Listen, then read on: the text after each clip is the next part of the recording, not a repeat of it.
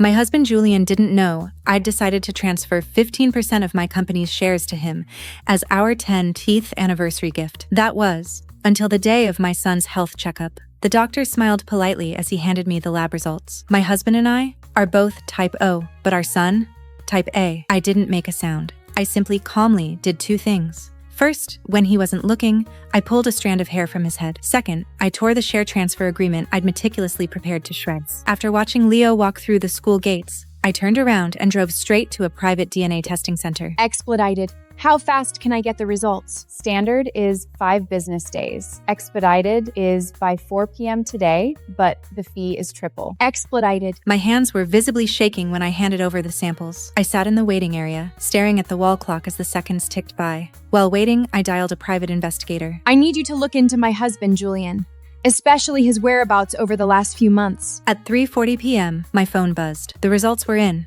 I opened the digital report and scrolled straight to the very end. Probability of biological maternity, 0.0001%. Valerie is excluded as the biological mother. Even though I had braced myself, seeing those actual words still made my stomach drop. I slumped against the wall. He wasn't mine. I had raised a child who wasn't mine for 9 years. So, where the hell was my actual baby? I immediately drove to the maternity hospital where I gave birth 9 years ago.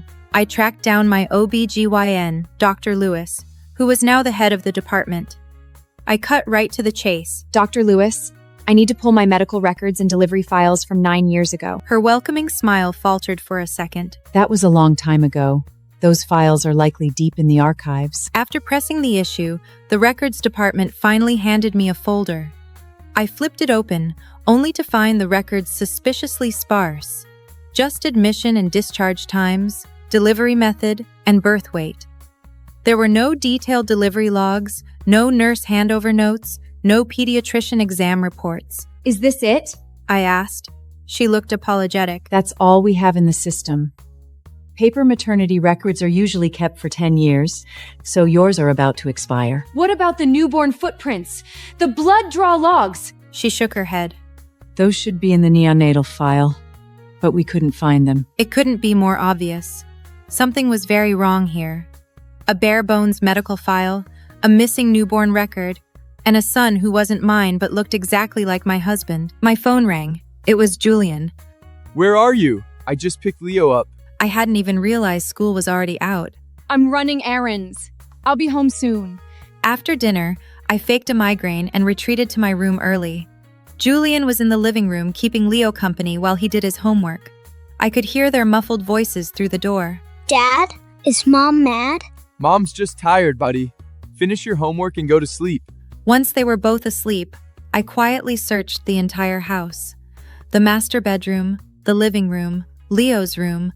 I tore through everywhere but found absolutely nothing. Finally, my eyes landed on the desktop computer in the study. The truth had to be in there. Footsteps approached from the hallway, and I quickly minimized the windows. When Julian pushed the door open, I was pretending to organize the desk. He glanced at the monitor, which was back to the desktop, a photo of us at the beach from 3 years ago. Still awake? Just organizing some old files. I replied, casually hitting the power button on the monitor. He stood there for a moment, looking like he wanted to say something. Don't stay up too late. I sat in the dark, listening to his footsteps fade down the hall. I didn't turn the computer back on that night. I just lay in bed, my mind a chaotic mess. The next morning, I asked Julian to drop Leo off at school. He gave me a look, then grabbed his car keys. The second they left the house, I bolted to the study. I turned on the computer and typed in the password. Our wedding anniversary. Incorrect. I tried his birthday. Incorrect. Our son's birthday. Still wrong. I tried the date we first met. His mother's birthday. The day we founded the company. None of them worked. The system locked me out for 15 minutes. I sat back in the chair, staring at the login screen. This computer we bought together was now locked against me. At evening, Julian came home from work, shrugging off his coat. I have a sudden business trip to the port city tomorrow. Not sure how long I'll be gone. I walked out of the kitchen holding a plate of food. That's sudden. Who are you going with? You not yet own it. It was a last-minute arrangement.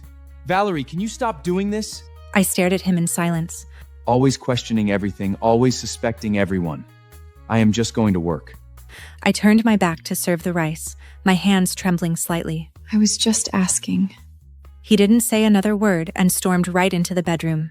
Dinner was dead silent. Leo seemed to sense the tension and, surprisingly, didn't pick at his food. After Julian came out of the shower, he grabbed his coat from the couch to hang it up. A crumpled receipt slipped from the pocket and landed right at my feet. Once he left the room, I picked it up. It was a receipt for a high-end perfume. The purchase time was yesterday afternoon. I didn't recognize the brand, but I knew damn well it wasn't for me. In 10 years of marriage, Julian had stopped buying me gifts. I always made excuses for him. He wasn't romantic. He was too busy with work. He was just a practical guy. Looking at it now, it wasn't that he didn't know how to be romantic. He just saved his romance for someone else. I memorized the details on the receipt.